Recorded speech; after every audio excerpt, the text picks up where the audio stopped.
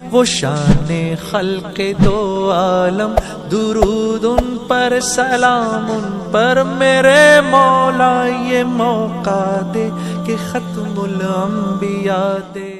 اللہ نے انسان کو بننے کے لیے یہ دنیا دی اور اعمال دیے ہیں زندگی بنانے کے واسطے۔ اگر ایک آدمی یہاں سے بگڑ کر گیا، قبر کے پیٹ میں چلا گیا، تو دنیا کی کوئی طاقت اس کو واپس نہیں کر سکتی، وہ ویسا ہی رہے گا۔ ابھی آپ سن رہے تھے کہ جیسا جیے گا ویسا مرے گا، اور جیسا مرے گا ویسا اٹھے گا۔ ایسے میرے بزرگوں، جیسے آدمی بنے گا ویسے دنیا سے جائے گا، اور جیسے جائے گا اللہ کا معاملہ بھی ویسا ہی ہوگا۔ اب بغیر بنے آدمی دنیا کے تمام شعبوں میں چل رہا ہے۔ تمام شعبوں کا نظام دنیا میں اچھا نہیں ہے۔ دنیا کے کوئی شعبے اپنی ذات سے اچھے بھی نہیں، برے بھی نہیں، بلکہ ہر شعبہ چلانے والا جیسا ہوگا وہ شعبہ ویسی ہوگا۔ حضرت عمر رضی اللہ تعالیٰ عنہ کی مجلس تھی۔ اس مجلس میں حضرت عمر نے صحابہ سے کہا، اپنے دل کی بات کہو، تمہاری اندر کی تمنا اور چاہت کیا ہے؟ ایک نے کہا کہ حضور، میری یہ تمنا ہے کہ یہ احد کا پہاڑ سونا بن جائے اور سب کو صدقہ کر دوں اور جنت میں جاؤں۔ تمہاری تمنا؟ کہا میری تمنا یہ ہے کہ اللہ کے راستے میں جاؤں اور شہید کیا جاؤں اور جنت میں چلا جاؤں۔ کسی نے حضرت عمر سے پوچھا، آپ کی تمنا کیا ہے؟ فرمایا، میری تمنا یہ ہے کہ میری یہ جو مجلس ہے حضرت خالد جیسے انسانوں سے بھر جائے۔ تم سخاوت کر کے جنت میں جاؤ گے، تم شہید ہو کے جنت میں جاؤ گے، لیکن دنیا کا نظام اچھا چلے اس کی حضرت خالد جیسے انسانوں کی ضرورت ہے۔ تو بزرگوں، دوستو، کوئی چیز اپنی ذات سے اچھی بھی نہیں، بری بھی نہیں۔ جیسے بندوق ہے، پولیس کے ہاتھ آ گئی تو حفاظت کرتی ہے، اور چور کے ہاتھ آئے تو لوٹ مار کرتا ہے۔ پیسہ غلط آدمی کے ہاتھ میں آ جائے تو اس سے عیاشی کرتا ہے، اور یہی پیسہ اچھے انسان کے ہاتھ لگ جائے تو نہ جانے کتنے انسانوں کی ضرورتیں پوری کرتا ہے۔ عہدہ اچھے انسانوں کے پاس آ جائے تو اللہ کی مخلوق کو راحت ہوتی ہے، اور ظالم کے پاس آ جائے تو اللہ کی مخلوق پریشان ہوتی ہے۔ اس کے لیے بزرگوں، انبیاء علیہ السلام کی محنت کا میدان انسان تھا۔ کوئی نبی سڑکیں بنانے نہیں آیا، کارخانہ کمپنی بنانے نہیں آیا، کوئی نبی دنیا میں مکانات کے بنانے کے لیے نہیں آیا کہ ایسا مکان بناؤ، ایسا بناؤ، کپڑے ایسے بناؤ، بلکہ وہ یہ اس کے لیے آئے کہ زندگی اپنی ایسی بناؤ، زندگی تمہاری یوں بننی چاہیے،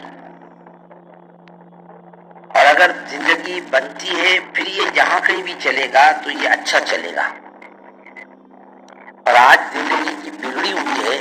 اب جہاں کہیں بھی آدمی چلتا ہے وہ تین خوبیوں کے ساتھ، کمزوری کے ساتھ چلتا ہے اس وقت۔ ایک تو اس میں کمزوری یہ ہے کہ جیسے آپ نے دیکھا ہوگا، دو مرغے لڑتے ہیں آپس میں۔ اچھا، دونوں مرغوں کا مسئلہ دانوں کا مسئلہ نہیں، دونوں کے کوٹھے بھرے ہیں۔ عورت کا مسئلہ نہیں ہے، جھگڑا نہیں ہے، دونوں کے پاس 5-5 10-10 مرغیاں ہیں، عورتوں کا بھی جھگڑا نہیں۔ اب جھگڑا کس کا؟ جھگڑا اس بات کا کہ تو بڑا کہ میں بڑا۔ اور آپ نے دیکھا ہوگا کہ ایک جیتا ایک ہارتا ہے، ایک کیا کرے گا، جیتے گا اور ایک ہارے گا۔ اب جو بیچارہ ہارتا ہے وہ دم دبا کے بھاگتا ہے، اور جو جیتا ہے وہ پر پڑا کر کہتا ہے میں جیتا۔ آپ نے دیکھا ہوگا ہر زمانے میں الیکشن میں دو لڑتے ہیں مرغے آپس میں، ایک جیتا ایک ہارتا ہے۔ جو بیچارہ ہارتا ہے وہ دم دبا کے مکان کے کونے میں بیٹھ جاتا، کسی کو شکل بھی نہیں دکھاتا، اور وہ جیتتا ہے وہ کندھوں پر بیٹھ کے اس کا جلوس نکلتا ہے۔ آج آدمی اقتدار کے لیے یوں چل رہا، مر رہا ہے عہدے کے لیے، اور ایک اس میں کمزوری یہ آئے گی کہ یہ بھیڑیا بن کے چلے گا۔ بھیڑیے کی کیا صفت ہے؟ بھیڑیا بکری کو کاٹ کھائے گا، وہ یہ نہیں دیکھتا کہ بکری کے کھانے سے اس کے 2 بچے بھوکے مر جائیں گے، اس کو اپنے پیٹ بھرنے سے مطلب۔ ایک شیر جانور کو کھا لیتا ہے نہیں تو اس کے بچے ہیں. ایسے ہی بزرگوں آج کا انسان بھیڑیے کی صفت کا ہے. وہ اپنے مفاد کے لیے دوسروں کا نقصان کرتا ہے, رشوتیں کھاتا ہے, حرام سے کھاتا ہے, سود سے کھاتا ہے, جھوٹ سے کھاتا ہے, نہ جانے کیا کیا کھانے کے راستے اس نے اختیار کر رکھے ہیں. یہ اپنا مفاد دیکھتا ہے, دوسرے کا نفع نقصان بالکل نہیں دیکھتا. میرا مفاد کس میں ہے, میرے کو فائدہ کیسے ملے, یہ بھیڑیا پن ہے. جیسے آج کا تاجر کھانے کے تیل کو گندا کر کے بیچتا ہے, مسالے کو گندا کر کے بیچتا ہے, نقلی دوائیاں بیچتا ہے, لوگوں کی زندگیاں تباہ ہوتی, اس سے مطلب نہیں, اس کی تجوری بھرے, اس کو اتنے سے مطلب ہے. یہ آج کے زمانے کا بھیڑیے کی صفت کا انسان ہے. اور ایک ہے بزرگوں سانپ اور بچھو کی صفت.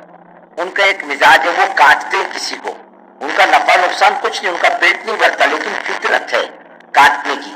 ایسے بہت سے انسان ایسے ملیں گے وہ دوسروں کو نقصان پہنچائیں گے, نفع کچھ نہیں, لیکن فطرت بن چکی ہے نقصان پہنچانے کی. ایسے انسان آپ کو عام ملیں گے دنیا کے اندر, ہر قوم میں, ہر برادری میں, ہر بستی میں, ہر محلے میں. لیکن بزرگوں آدمی بن جائے اور بن کر چلے, یہ اصل چیز ہے. اور یہ بنے بغیر چلتا اس لیے دنیا کا نظام درم برم ہے. یہ بن کر چلے. جیسے رسول اللہ صلی اللہ علیہ وسلم کے زمانے میں ایمان لانے سے پہلے قومیں کیسی, ایمان لانے کے بعد کیسی ہوئی. وہ قوم تھی جو اپنی لڑکیوں کو زندہ دفن کرتی تھی ایمان سے پہلے, اور فخر کرتی تھی. خود اللہ فرما رہے وَإِذَا الْمَوْءُودَةُ سُئِلَتْ بِأَيِّ ذَنبٍ قُتِلَتْ. اللہ ان بچیوں سے پوچھے گا کیا پاداش میں تمہیں قتل کیا گیا. ارے بھائی آپ نے میرے بچے کو مارا یا میں نے آپ کے بچے کو مارا, جھگڑا تو ہوگا, جھگڑا کرے گا کوئی نہ کوئی. جاگر تو کو روتا میرے بچے کو مارنے والا, اور باپ خود اپنے بچے کو مارے تو کون لڑائی جھگڑا کرے گا. تم کون ہوتے ہو بولنے والے, میں جانوں میرا بچہ جانے. جب باپ اپنے بچے کو خود دفن کرتے تو اب سوال نہیں پیدا ہوتا, بلکہ فخر کرے. اللہ کے رسول صلی اللہ علیہ وسلم کی مجلس میں ایک صحابی اپنے زمانے جاہلیت کا واقعہ بیان کرے, پوری مجلس پر ایک طریقے سے عجیب انداز کا گریہ تاری, سب کی آنکھ میں آنسو, کوئی پاک صلی اللہ علیہ وسلم کی آنکھ میں آنسو. کیونکہ میں زمانے جاہلیت میں سفر میں گیا اور میری بیوی امید سے تھی. میں نے چلتے چلتے کہا دل میرے جانے کے بعد لڑکا ہو جائے تو سنبھال کے رکھنا, اور لڑکی ہوئی تو خود ہی نمٹ لینا, میرے کو نمٹنے کی ضرورت نہیں. تب میرے جانے کے بعد لڑکی ہوئی, اور اس زمانے میں آدمی 10-15 دن میں نہیں لڑتا تھا, مہینوں لگ جاتے تھے لڑنے کو. لڑکی ہوئی تو ماں نے سنبھال لی, ماں ہے کیسی بھی صحیح, سنبھال لی بچی کو. جب اس کے آنے کا وقت آیا تو اٹھا کر فوسم کے حوالے کر دیا کہ بچی پہلے سنبھال لو, باپ آئے گا تو مار ڈالے گا, تم ہی سنبھال لو. جب وہ آئے واپس ان کا مکان کے شہر میں جھولا نہیں لگا, چلو نمٹ گیا مسئلہ. بیوی کا کیا ہوا, لڑکی سے میں نے ختم کر دی, بہت اچھا کیا. اب تھوڑے دن بعد وہ لڑکی تھوڑی پاؤں چلنے لگی, تو پڑوس میں مکان میں آنا جانا شروع کیا. اب مانوس ہوئی ان سے, گود میں بٹھا لیتے, پیار کر لیتے, پڑھائی بچی سمجھ کر کھانے کو دیتے. کبھی جب خوب مانوس ہو گئی بچی باپ سے, اور باپ مانوس ہو گیا بچی سے, تو ایک دن بیوی نے دیکھ کر کہا بچی کیسی لگتی ہے, بہت اچھی بچی ہے. کہیں اپنی بچی ہے, تمہارے جانے کے بعد میں نے اس کو ختم نہیں کیا, اس کو سنبھال کے رکھا. کہا مجھے بہت صدمہ ہوا اس کا, میں موقع کی تلاش میں رہا. ایک دن وہ بچی کو لے کے چل دیا جنگل کی طرف, اور میں نے ایک طرف بچی کو بٹھایا اور میں نے گڑھا کھودنا شروع کیا. میرے کپڑوں پر مٹی پڑتی, میری داڑھی پر مٹی پڑتی, اور ننھی سی جان کہتی چچا تمہارے کپڑے پر مٹی پڑ رہی, تمہاری داڑھی پر مٹی پڑ رہی. اور میں اس کو کہتا ذرا صبر کر لے, یہ مٹی تیرے سر پہ پڑے گی, جب تو کیا کرے گی. وہ بیچاری بچی نہ سمجھ, اس کو کچھ بھی نہیں کیا, کیا کہہ رہا. اس کے بعد میں جب بڑا تیار ہو گیا, میں نے بچی کو اٹھا کر اس میں پٹکا, میں نے اوپر سے مٹی برابر کرنی شروع کی. وہ لڑکی چچا چچا کہتی رہ گئی، مجھے رحم نہیں آیا اور میں نے بچی کو زندہ دفن کر دیا۔ یہ ایمان سے پہلے کی بات ہے۔ اور ایمان آنے کے بعد زندگیوں میں تبدیلی آئی۔ ایسی یعنی جس کو جو بیوی پسند آ جائے اٹھا کے لے جاتا، کوئی روکنے والا نہیں۔ ذرا سی بات پر جانے لی جاتی، کوئی روکنے والا نہیں۔ تیرا اونٹ پہلے پانی پیے، میرا اونٹ پہلے پانی پیے۔ جیسے آج ہمارے اندر زمانے جاہلیت کے جھگڑے ہیں، ارے تو بڑھا کے میں بڑھا، تیری چلے کہ میری چلے، تیری گاڑی آگے جائے تو میری گاڑی آگے جائے، تو آگے جائے تو میں آگے جاؤں۔ اس زمانے میں اونٹ تھے، آج کے زمانے میں آدمی ہے، فرق اتنا ہی اور کچھ نہیں۔ وہی ساری چیزیں، جب دین جائے گا تو بے دینی تو آئے گی اس کی جگہ پر، اور بے دینی وہ تمام گندگیوں کو لائے گی جو اپنے اندر رکھتی ہے، ساری گندگی آئے گی اس کے ساتھ۔ اور ایمان آنے کے بعد، زندگی بننے کے بعد ابھی کیسے نمونے بنے؟ یعنی دوسری کی لڑکیوں کو پالنا اب دین بنا، اپنی تو پالنا ہی پالنا۔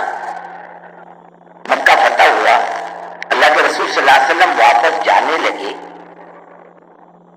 تو ایک بچی چچا چچا کہتے ہوئے لڑکی حضور پاک صلی اللہ علیہ وسلم کی طرف، آپ نے گود میں اٹھا لیا۔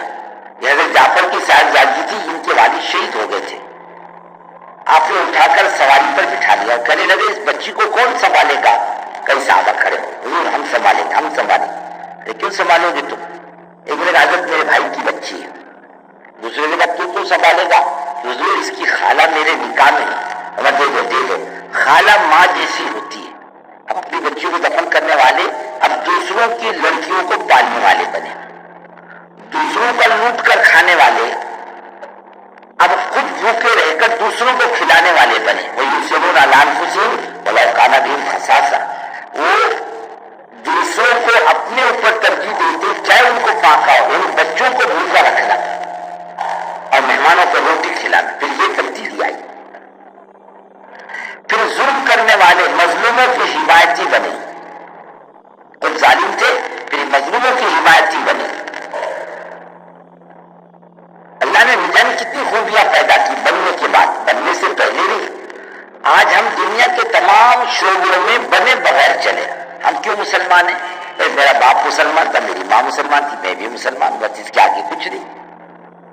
اور بزرگوں بننا بہت ضروری ہے۔ بنے بغیر آدمی چلے گا تو نہ جانے کتنوں کے لیے شر کا باعث بنے گا، اور ایک انسان کا بگاڑ پوری انسانیت کو تباہ کرتی ہے۔ ایٹم بم بنانے والا کون؟ کتے سور نے مل کر تو ایٹم بم نہیں بنایا۔ ایٹم بنانے والا کون؟ دنیا میں انسانوں کو تباہ کرنے کے لیے آواز سے زیادہ تیز راکٹ بنانے والا خود انسان ہے۔ کائے کو مارنے کے لیے؟ کتے سور مارنے نہیں، انسان مارنے کے لیے۔ ایک انسان کا بگاڑ پوری انسانیت کو تباہ کرتا ہے۔ ایک کارخانہ ہو جائے اس سے کوئی فرق نہیں پڑتا۔ اس کے لیے اصل محنت کا میدان انسان ہونا، کسے بننا چاہیے؟ اور بننے کے لیے اللہ نے اس کے لیے چیزیں مل دی، اعمال دی۔